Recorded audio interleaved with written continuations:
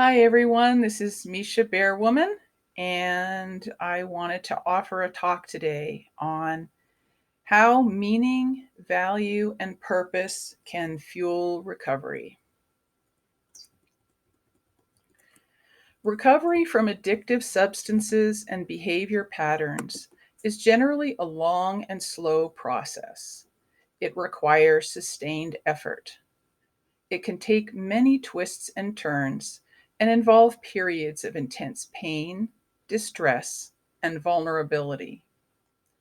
To be deep and long lasting, it needs to be multifaceted and include transformation in our ways of being, doing, and thinking, and in our ways of relating to ourselves, our world, our lives, and our relationships, including our relationship with whatever addictive patterns are present and the circumstances that sustain them.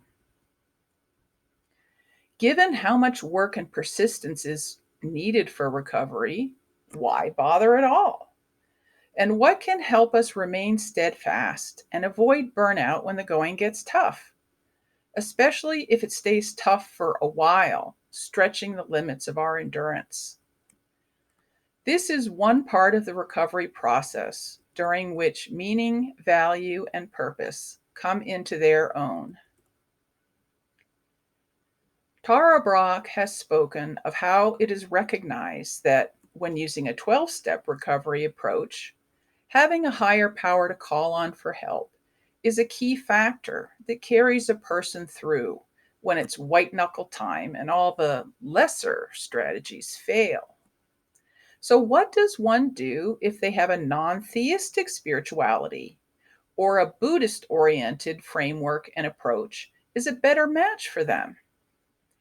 Accessing different kinds of higher or deeper power, taking refuge in different forms of something larger than one's own small individual self, can be what helps. Let's circle back to an earlier question. Why bother with recovery at all? Why not just let the disordered or addictive patterns just keep playing themselves out? After all, wouldn't that take less energy?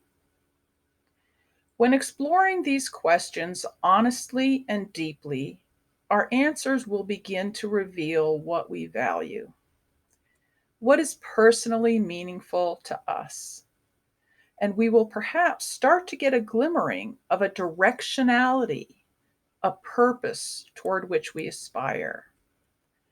At first, they may stem from a desire to avoid the distress or other downsides that come along with addiction. This is an away from orientation. At some point, from the beginning or perhaps later, there can also arise a desire to move toward greater wellness, wholeness, or toward a specific area of improvement in the quality of our life. This is a moving toward orientation. Both of these orientations can be helpful in the process of recovery.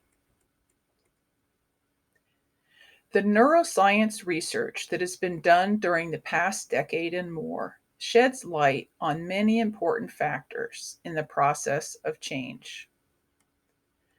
The process of recovery includes, in part, a gradual rewiring of the neural networks in the brain, shifting old habit patterns into newer habit patterns. A few key points are these. First, what we typically call willpower is a very limited and easily exhausted resource. So it's not going to get us through the tough times. Rather, the more salient, meaning the more personally meaningful a goal or experience is, the more motivation it provides, and the more powerfully experiencing the fruits of our recovery will rewire our neural networks, all of which help support and sustain our recovery efforts. Second, the more valuable a goal or experience is to us personally as an individual, the further enhanced that support becomes.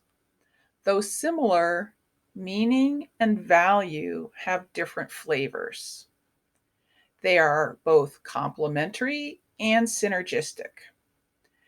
They're like adjacent facets on the gemstone of our recovery, which we are metaphorically cutting and polishing as we proceed along the pathway of our process.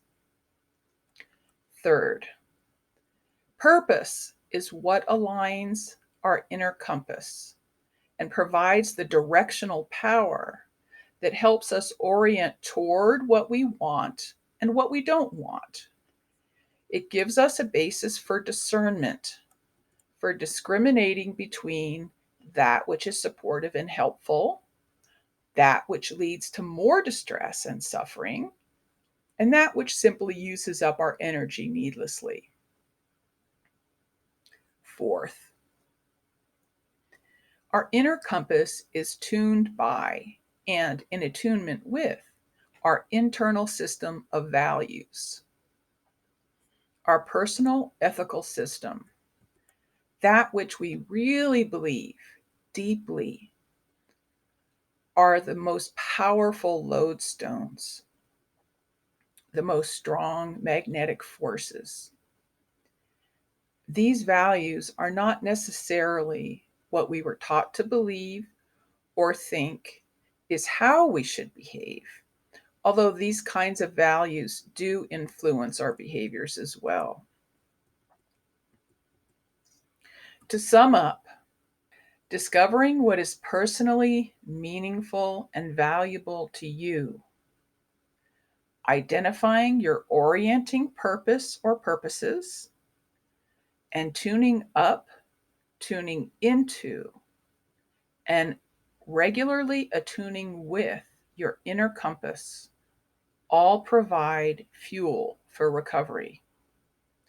They can help lift you up during the easy times and help sustain you through the hard ones when inner resources, our fuel, is often being used up faster than it is being replenished.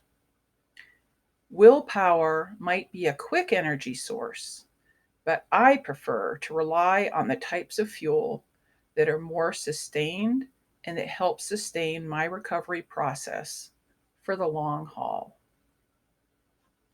Thank you for listening. Namaste.